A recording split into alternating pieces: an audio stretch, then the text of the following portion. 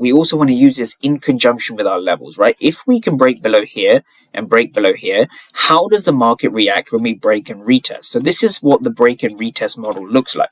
We want to use the opening range breakout at key levels in conjunction with break and retest with order flow, right? So that was a mouthful, so let me break that down. So you want to define your key level. This is the first thing, right? You want to define your key level. After you define your key level, you want to have an entry into the key level, right? Into the key level. And this is where you start marking up your orb. And the last thing you look for, after you've had your entry into the key level, after you've had your orb, the last thing you're looking for is an absorption. So who is being absorbed, right? Who is being absorbed? So in other words, where is a delta high and where was that delta not rewarded? Because on 2 occasions here, we couldn't break below the zone here and here. We only wicked below the zones here and here, and we actually had subsequent higher breaks on 2 occasions, right? So on 1 occasion and on 2 occasions, right? On 2 separate occasions, we broke above the level.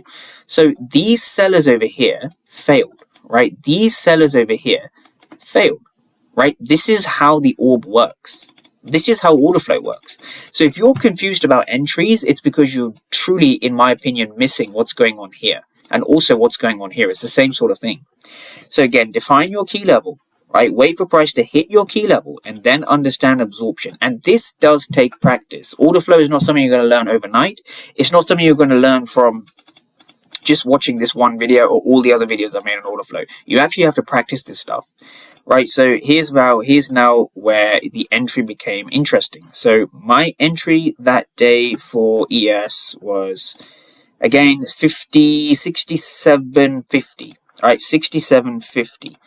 So 67.50. Right, so stops just below here. Again, if we just take a look at this from a basic, I don't really use that many ICT concepts, but this for those who are wondering, this is an FVG or a fair value gap on the 1 minute time frame.